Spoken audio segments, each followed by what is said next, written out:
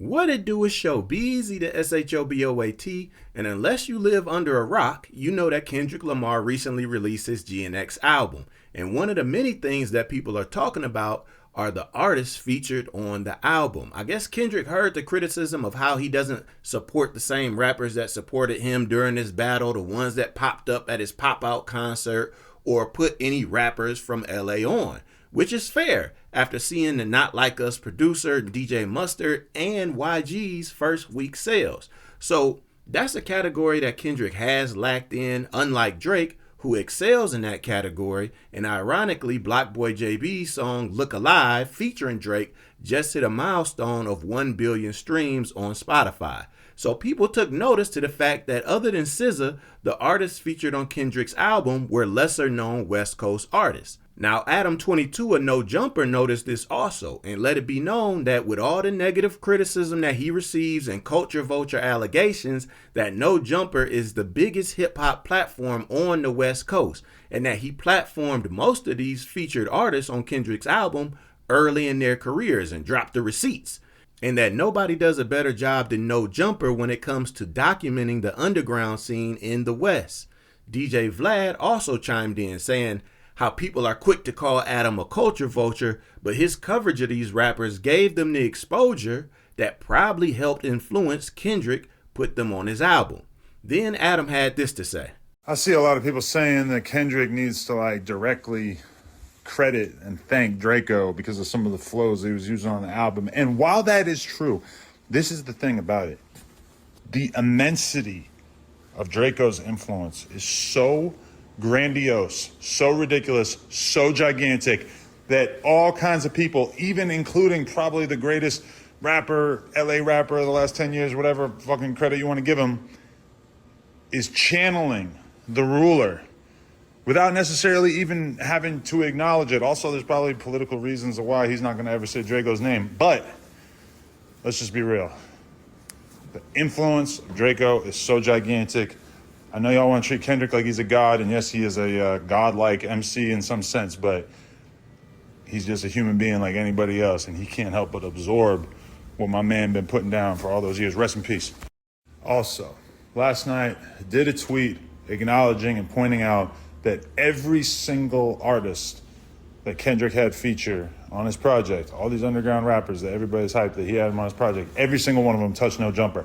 I'm not saying that to toot my own horn. Some of the interviews weren't even done by me. They were done by other hosts on the channel, past and present.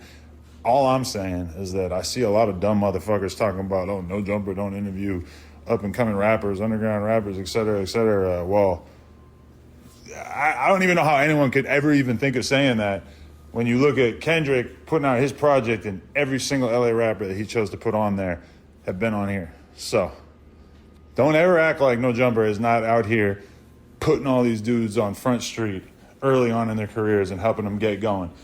That's our mission. That's our job. I take that job very, very serious. That's all I'm saying.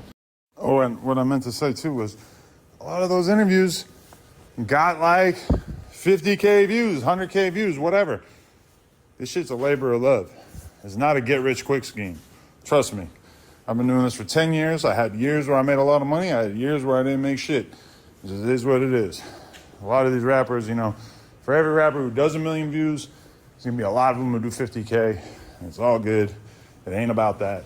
So, I don't know. It would be nice to get a little bit of acknowledgement for the fact that we've been tirelessly putting motherfuckers on for all these years. Way before these dudes were big enough to touch other platforms, we put them on. And I don't ever ask for credit. But I am acknowledging the reality of the situation, which is that we've done a lot for the scene. There it is. There's me taking credit for once. Then, for some reason, Haystak, an older Caucasian rapper from Nashville, Tennessee, called Adam22 a culture vulture. Bro, I'm about to go to bed. Faded. And the new op pack just got unlocked in the form of a Facebook post by white rapper Haystak. Haystak calling me a culture vulture and a P word. P-U-S-S-Y. Well, all right, Haystak. I'll see you on live stream tomorrow, 4 p.m.